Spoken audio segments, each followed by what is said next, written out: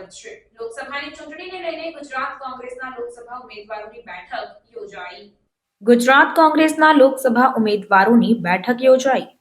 પ્રદેશ પ્રભારી મુકુલ વાસનિક અને શક્તિસિંહ ગોહિલની ઉપસ્થિતિમાં બેઠકનું આયોજન કરવામાં આવ્યું, જેમાં ઉમેદવારો, લોકસભા નિરીક્ષકો, શહેર જિલ્લા પ્રમુખોની બેઠક યોજવામાં આવી હતી, જેમાં 14 મુદ્દાનું ચેકલિસ્ટ ઉમેદવારોને આપવામાં આવશે અને લોકસભાની તમામ વિગતો હશે।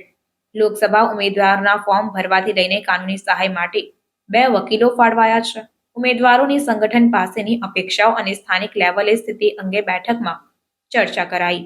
કોંગ્રેસની બેઠક બાદ કોંગ્રેસ પ્રવક્તા મનીષ દોશીનું નિવેદન પણ સામે આવ્યું। ઉમેદવારો, શહેર જિલ્લા પ્રમુખો અને કોઓર્ડિનેટરની બેઠક મળી। ચૂંટણી તૈયારી સાથે સજ્જતા, કાયદાકીય નિયમની વિસ્તૃત માહિતી આપી। જરૂરી દસ્તાવેજ, ચેકલિસ્ટ, સેક્ટર મંડળ સહિત કાર્યકરોની વિગતો આપવામાં આવી। ઉમેદવારો વધુ અસરકારકતાથી ચૂંટણી લડી તે બેઠકમાં ચર્ચા કરવામાં આવી।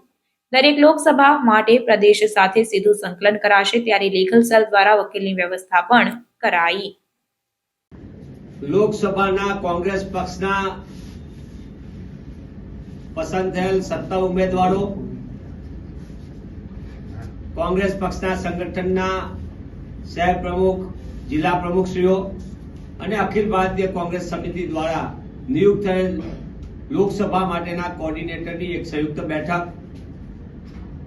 ગુજરાત પ્રદેશ કોંગ્રેસ સમિતિના સન્માનીય પ્રમુખ અને સાંસદ શ્રી શક્તિસિંહજી ગોહિલના અધ્યક્ષસ્થાને, અખિલ ભારતીય કોંગ્રેસ સમિતિના મહાસચિવ અને સાંસદ સન્માનીય મુકુલ વાસનિકજીની ઉપસ્થિતિમાં વિધાનસભા કોંગ્રેસ પક્ષના નેતા સન્માનીય અમિતભાઈ ચાવડા, પૂર્વ પ્રદેશ અધ્યક્ષ સન્માનીય જગદીશભાઈ ઠાકોર, સન્માનીય સિદ્ધાર્થભાઈ પટેલ સહિતના વરિષ્ઠ આગેવાનોની ઉપસ્થિતિની આ અગત્યની બેઠક રાજીવ ગાંધી ભવન ખાતે યોજાઈ।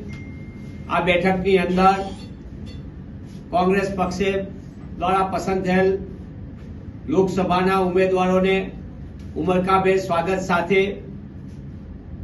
લોકસભાની ચૂંટણીની સંપૂર્ણ તૈયારી સાથે, સજ્જતા સાથે, કાયદાકીય જે નિયમ છે ભારતીય ચૂંટણી પંચના, તે તમામ નિયમોની વિસ્તૃત માહિતી સાથે, જરૂરી દસ્તાવેજોની સંપૂર્ણપણે તેમને એક આખી એમની લોકસભા બેઠક માટેની સંપૂર્ણ કાયદાકીય જે જોગવાઈઓ છે, જરૂરી દસ્તાવેજો છે, તેના ચેકલિસ્ટ સાથે લોકસભાની બેઠક દીઠ કોંગ્રેસ પક્ષના સેક્ટર મંડળ સહિત સંગઠનમાં કામ કરતા કાર્યકર્તા આગેવાનોની સંપૂર્ણ વિગતો, એના નામ નંબર સાથે અને પક્ષ તરફથી આગામી દિવસોની અંદર ઉમેદવારોને વધુ કઈ રીતે અસરકારકતાથી પોતાની બેઠક ઉપર ચૂંટણી લડી શકે તેનું સંપૂર્ણ માર્ગદર્શન આપવા માટેનું આ સંવાદ બેઠક।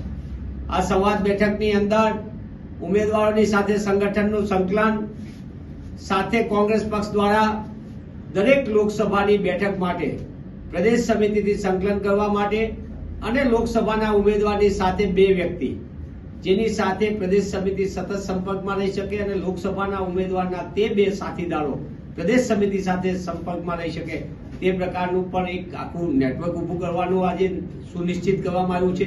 એની જવાબદારી નક્કી કરવામાં આવી છે।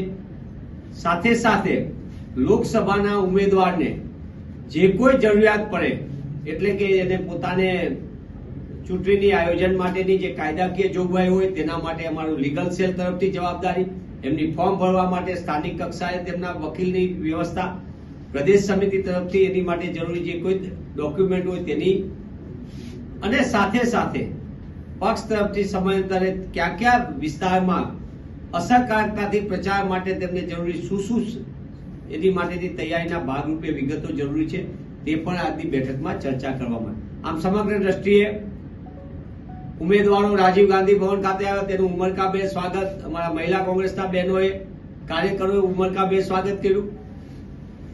સાથે સાથે ઉમેદવારો તરફથી પણ એમની પ્રદેશ સમિતિ આગળથી જે અપેક્ષા છે તેની પણ એમને ચર્ચાઓ, વિચારણા અને સંગઠનની જવાબદારી જે સુનિશ્ચિત થાય છે તે તમામ બાબતો આ બેઠકમાં चर्चा विचारणा કરવામાં આવી છે। अन्य खबरों के लिए चैनल को सब्सक्राइब कीजिए। खबरों का नोटिफिकेशन पाने के लिए बेल आइकॉन को जरूर दबाएं।